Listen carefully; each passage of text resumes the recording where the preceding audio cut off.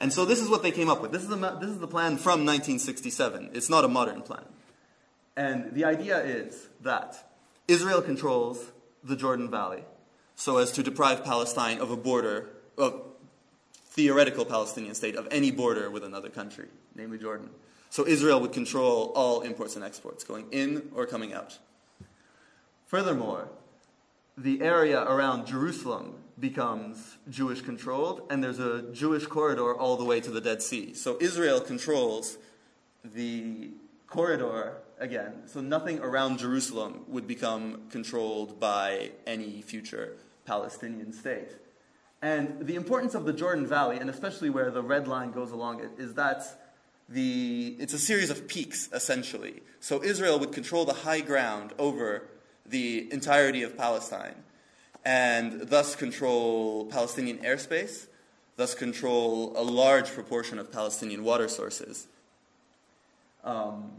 And theoretically, the red arrows, those would be bypass roads between them to give the impression of contiguity and an impression of statehood, where in fact there was none. And actually, Alon's plan back in '67 was that the Jordanian king could take over these territories because Jordan was seen as a sort of responsible, American-leaning, not democratic certainly, but modernizing, pro-Western sort of place. But that hasn't happened.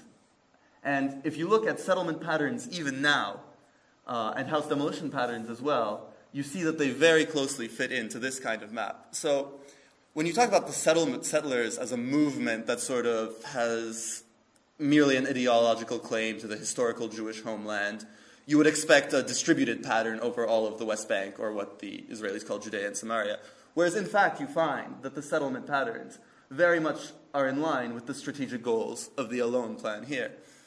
And the reason for that is that most settlements are sponsored by the central government. I was going to a village demolition, in fact. We were rebuilding a village in the Jordan Valley, and we had no choice except to take the Israeli bus, because there was no more Palestinian transportation.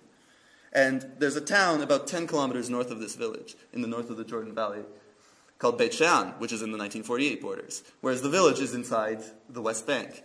The bus costs 22 shekels to the village, but 44 to Beit Shean, even though the distance is minimal, because all buses within the West Bank are half price. Some are even free, so that settlers can commute to cities with actual jobs, such as Jerusalem, from their houses in the settlements.